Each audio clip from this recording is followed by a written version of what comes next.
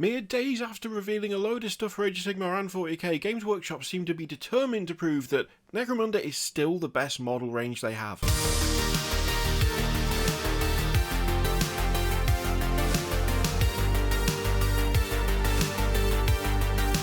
This is the Corpse Guild, this is the Corpse Harvesting Party, and you can guess what they do. They go around to different fights that the gangs have had, they collect up the meat, and then they send it to the corpse grinder plants to make delicious corpse starch.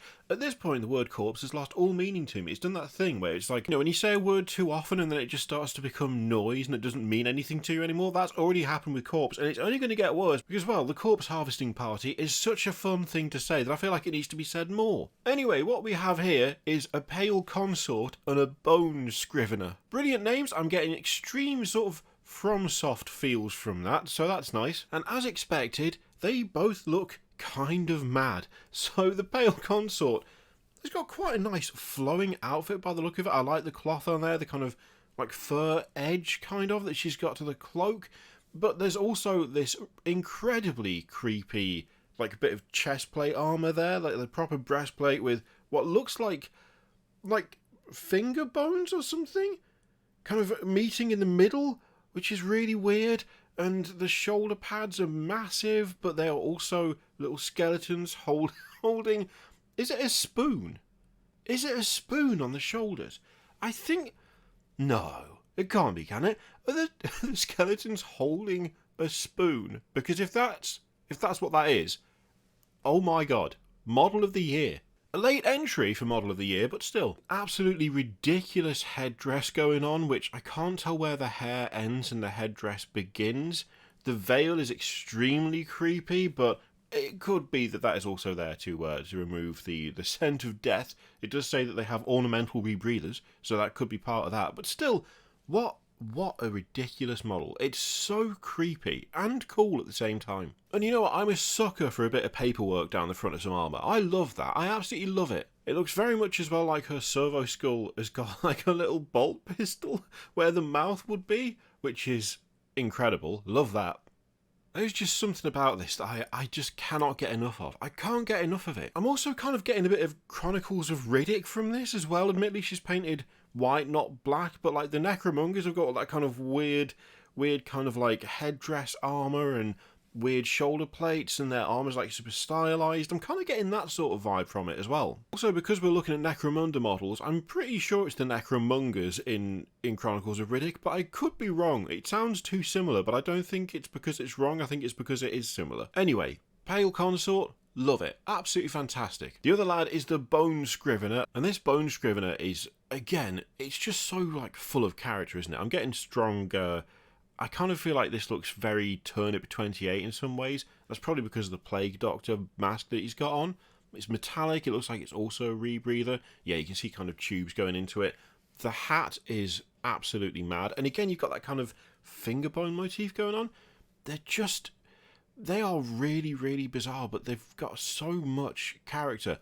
I also can't tell how tall he is. He seems super short. He seems almost like squat short, but I don't know if he actually is or not. I think also there's a bionic arm going on there as well, holding the gigantic standard. I mean, by his standards, pretty gigantic.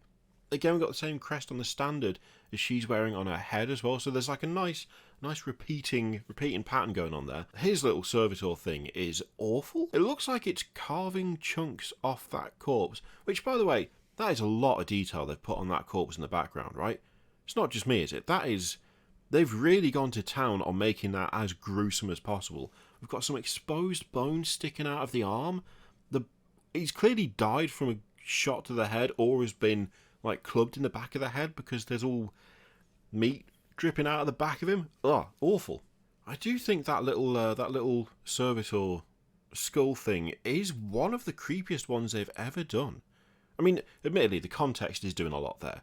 The context is doing a lot for it. It might not even be all that creepy if we saw it in isolation, but it looks like ripping the tongue out of that guy's face. We'd have to have a rotating view of that to really see which piece of meat he's pulling off that body, but still, that is nightmarish. Finally, we've got a couple of bodyguards / butchers. One of them, I love the meat hook. The meat hook dragging the guy. Again, really, really grim. I really like the way they've painted the gloves. The gloves are really nicely done. That's got nothing to do with the actual sculpting of the models. I mean, that's going to be a pain for me to paint. I don't think I'm going to be painting them like that. I think they're going to have like heavy black leather gloves probably, because there's no way I'm getting that translucent effect. And, maybe some watered down contrast to do it. Oh, see, now maybe I'm kind of tempted to try a little bit. Maybe not that tempted. But there's some nice kind of corpse grinder cult-esque weapons going on there. They have those kind of curved axes with the handle sort of built into the back of the axe head. So it's kind of nice to see that motif being repeated. Really ugly sword on the dude with the apron that's only got the one strap on it as well. They look really, really brutal. As well they should. They've said in the article that post-battle, any fighter who suffered a critical injury might suddenly, inexplicably stop moving because the corpse harvesting parties can get a little overzealous. We do have a bit more in the way of detail here from the back, so you can see that headdress has got the repeated thing with the skull on the back as well as on the front. It also shows a bit more as to how far back it goes. It looks like it's properly sitting on the, like really across the top of the head there. That's got to be heavy, right? Really thick, heavy chains keeping the shoulder pads on. They are, aren't they? They're spoons. They are spoons. Love it. Absolutely love it. Only get a little bit more of a view on the Scrivener. I didn't mention this before, but I like the little auto-writing thing that he's got going down the script down his front. Again, I love a bit of script on some armour, so I like that a lot.